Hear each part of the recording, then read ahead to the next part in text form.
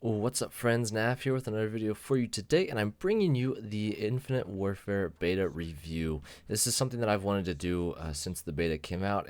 As many of you know, the second weekend was this past weekend, and it was finally out for the Xbox One, meaning that I was able to get my hands on it, get some gameplay in, get a feel for the beta, and ultimately get a feel for how the full game is going to play when it releases in just over a week.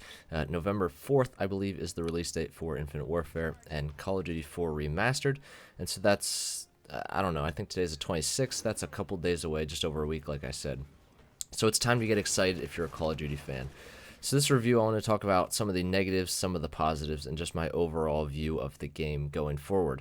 So we're going to start off with the gameplay. Two of the things that I noticed from this game that I did not like was that you could get melted easily, and I don't know why that is. I mean, in other games, when you get melted, you know, it came down to the fact that the other person had better internet than you, or that maybe your internet was not very good, and those things can go hand in hand. But in this game, it just seemed to be very hit or miss whether or not you'd get melted or you would have a good gunfight. I mean, I know there'd be times where I'd be in a 50-50 gunfight and I would still get just destroyed in what seemed to be 3 or 4 bullets. And like I said, I don't know what would be the cause of that. Maybe that's just how this game plays. Maybe it's the fact that the game plays reliant heavily on the amount of bullets you can send down range to win the gunfight. I mean, guns with higher rates of fire might be better in this game than guns with damage, just simply because that's how the game is played. I don't know. That would be something for someone who's good at looking at the statistics to know. But like I said, I just felt like I got melted a lot in this game, and that could also be because of weapon variants. So weapon variants were a thing in Advanced Warfare as well, and basically you have the same weapon. It's just got some different attributes. It's better in some areas and not so good in the others. It's basically just designed so that there would be some sort of, should I say this? Some sort of variety, in the game. They don't want everyone to just be running around with the same weapons, and I understand where they're coming from that. I just don't like weapon variants in general. I just think that they don't make sense in the game. Everyone should have the same gunfight. Just because you're a much higher level than me doesn't mean that you should be able to just massacre me in a gunfight because you have this variant that's just godlike right now, and I just have the vanilla gun. I don't think that makes any sense, and I don't think that should be in the game, but that's something that they've chosen to include yet again in this game. And so going forward, we're going to have to figure out which variants are the best and which ones need to be used. But at the same time, I mean, there's other OP guns that are included in this game that need to be nerfed, or some guns that are not very good that need to be buffed. And that's just something that comes with the territory of having a new game out. I mean, every new game, regardless of who makes it or what game it is, every new game has some OP guns, some that are not good at all that need to be buffed. And it's just going to take some time for the developers to get some patches out and to get this game sort of at a place where we can say, okay, this is balanced now, this is good. And it's just going to take some time. So we can't knock them too hard yet. We just have to be patient and wait for those things to come out. The next thing that I noticed was the movement. I thought that the movement was pretty clunky and kind of slow and unresponsive when I would move. So an example of this would be when I went for a wall run. I felt like I should go faster than I did. And when I would double jump, I felt like maybe I should jump higher, or that it should respond faster, because I felt like when I would press the jump button twice, it just wouldn't go how I needed it to go. I mean, it would take a long time for me to actually get any sort of air time. And then while I was up in the air, I wouldn't go very high and I wouldn't stay up for very long.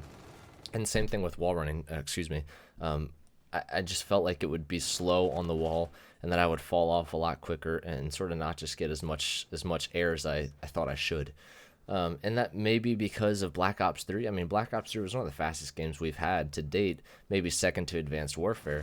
So that could be just a byproduct of playing that for the last year, where now everything seems slow. I mean, you know, going to any sort of game other than Black Ops 3, it's gonna seem slow because of how fast Black Ops 3 was. I mean, that was a very go kind of a game.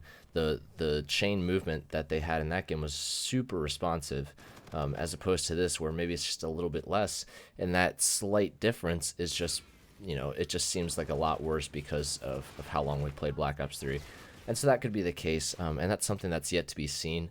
We're just gonna have to play it out, and maybe they'll, you know, make some patches going forward where maybe, you know, the movement will be sort of increased, or And like I said, this is the beta. We have to remember, you know, it's not the full game. It's not going to be how exactly the full game's going to play. So we just need to be patient.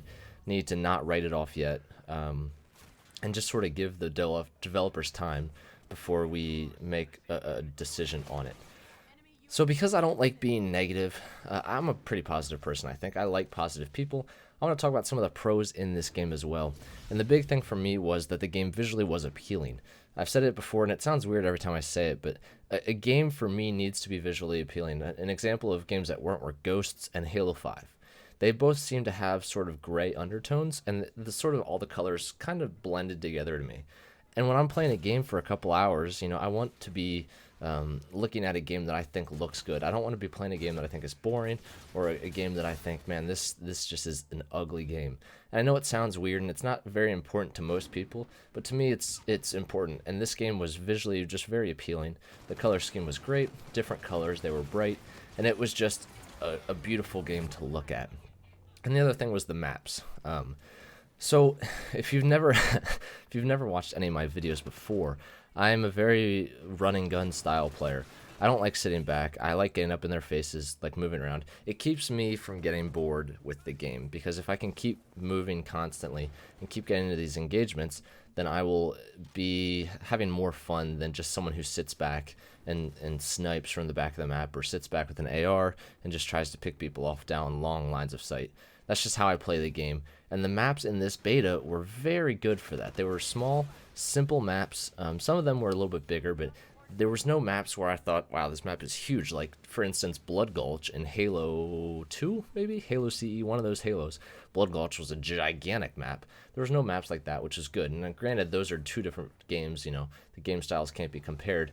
But I enjoyed the fact that these maps were small and simple. Going forward, I would hope that they would, when they release the full pool of maps, I would hope that the maps that they release would be similar to this. Very small, very simple, and just looking good going forward. So overall, my impressions of this game were it was kind of weird. I'm not a huge fan of it. It took a lot of effort for me to want to play it as much as I did. I mean, I got a lot of game time in on it. And it was a struggle because I didn't really enjoy it. But I'm not going to write it off yet. When it comes out, I'm going to give it a full shot. I want to play it a lot just to see maybe some of these things get fixed, some of the patches get taken care of, and it just becomes a more polished game. But we're going to have to wait and see. I hope you guys don't write it off yet either, and let's just give it a try together. But anyway, that was my review of the Infinite Warfare beta. I hope you guys enjoyed. Let me know in the comment section below what you thought of the game, and I will see you in the next video. I'm out. Peace.